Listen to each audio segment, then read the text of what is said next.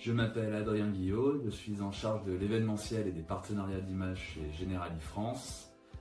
Generali France est un assureur italien créé en 1831 à Trieste.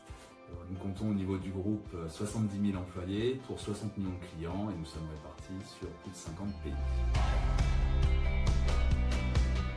Chez Generali, nous avons intégré la durabilité dans la stratégie globale de l'entreprise depuis plusieurs années et donc à notre niveau, au niveau de l'événementiel, nous sommes donné une trajectoire de décarbonation de l'ensemble de nos événements à horizon 2030.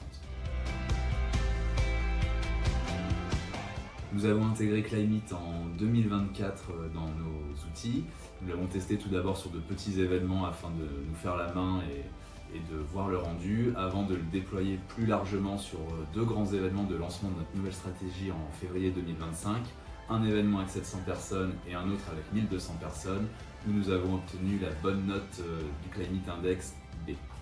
Nous avons également déployé cet outil lors de l'inauguration du nouveau ballon Generali de Paris, qui est donc dans le parc André Citroën, qui est une véritable vigie du climat. Nous avons reçu à peu près 600 personnes sur la journée du 29 avril et nous avons obtenu le score de C. Afin d'obtenir ces notes relativement bonnes, nous avons mis en place plusieurs grandes actions. Donc la première est assez simple, c'est de ne plus utiliser de goodies sur nos événements ou alors nous devons vraiment proposer qu'ils soient confectionnés en Europe. De proposer un minima 50% de pièces végétariennes sur nos cocktails, si possible également des pièces de saison et des produits locaux, ou du moins non importés de l'étranger. Nous avons également au maximum utilisé l'énergie électrique du réseau et non de générateurs qui sont en général des énergies fossiles.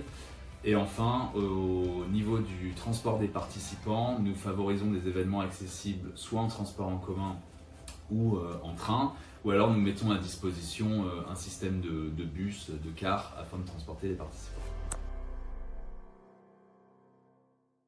Alors pour moi, les meilleures pratiques, il y en a deux. Il y en a une qui a un réel impact parce que nous savons aujourd'hui que c'est le poste d'émission le plus important, c'est le transport des participants. Donc comme je l'ai dit, c'est de proposer des transports soit décarbonés au maximum, donc transport en commun, ou alors des alternatives en bus quand nous ne pouvons pas proposer de transport en commun. Et l'autre est un peu plus anecdotique, mais pour moi elle est plus ancrée dans un changement de mentalité de notre société. Donc c'est l'offre végétale sur nos cocktails. Donc c'est plus des bonnes pratiques afin de montrer aux participants récalcitrants que le végétal peut être intéressant, goûtu et également de saison. Donc nous sommes encore sur une année de benchmark de nos différents événements afin de fixer notre trajectoire de décarbonation et donc d'avoir une baseline. Et Climate nous aide énormément dans ce processus-là par deux grands aspects. Le premier, c'est que c'est une calculette complètement dédiée à l'événementiel, donc nous retrouvons les grands postes vraiment typiques de l'événementiel. Et ensuite, c'est sa facilité de prise en main et la clarté de son interface qui nous permet, nous, à nos équipes, au quotidien, d'utiliser l'outil de façon assez facile et ensuite de pouvoir embarquer nos différentes parties prenantes également dans cette grande aventure. À notre niveau, nous avons encore du travail à faire, un certain chemin à parcourir. Le premier, c'est de continuer l'embarquement des différentes parties prenantes. Donc externes, j'en ai parlé, nos fournisseurs, nos prestataires, mais également internes, qui sont particulièrement nos clients internes, les différentes directions qui font appel à nous, afin de convertir au maximum les choix vers des choix plus durables, plus green, et donc de continuer à embarquer tout le monde. Et le deuxième, on va dire, pilier, dans les projets à venir, c'est donc d'améliorer notre score Climate ou du moins de maintenir ce score, donc de ne pas descendre en dessous du score C.